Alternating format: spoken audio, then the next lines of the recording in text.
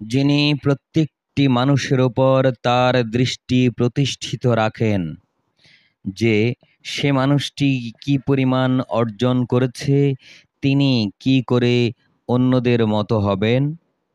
ওরা তো আল্লাহর সাথে শরিক করে রেখেছে।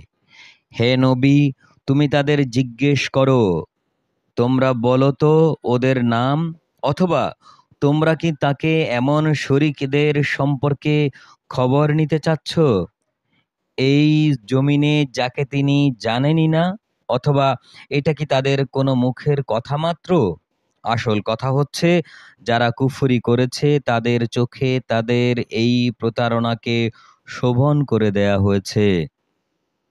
তাদের আল্লাহ তাআলার পথ পাওয়া থেকে অবরোধ করে রাখা হয়েছে।